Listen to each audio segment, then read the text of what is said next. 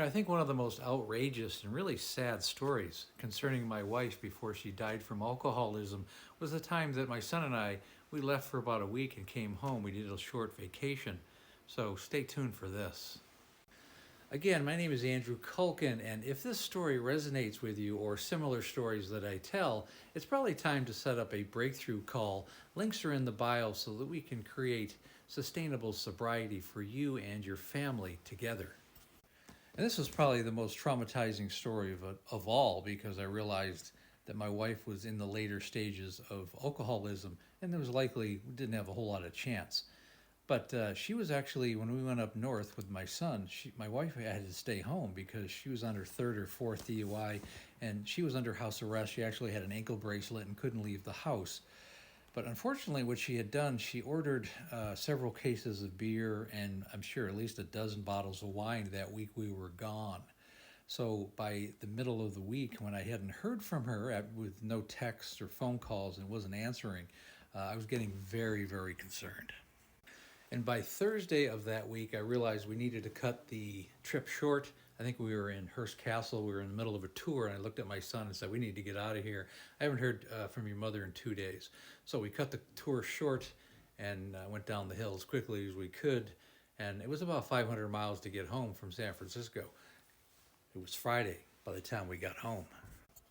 So when we finally got home, I drove up the driveway, opened up the garage door, and slowly drove into the garage door.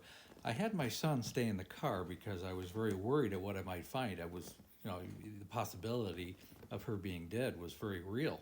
So I slowly walked in back to the garage door, down the hallway, and around the living room, and what I saw was an absolute house of horrors.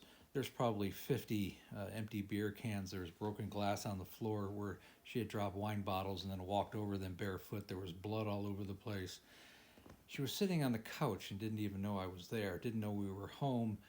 She had crapped herself. She had urine all over the couch, all over herself, and vomit all down the front of her. She was completely comatose. I can't imagine how much alcohol she had had.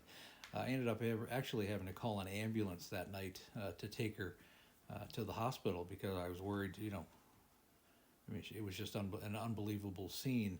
The dog, in fact, had been in the backyard for 5 days with no food or water, or it had eaten whatever it was there, and it was very stressed out. It was a very difficult time. Just thinking about it now, it was very traumatizing.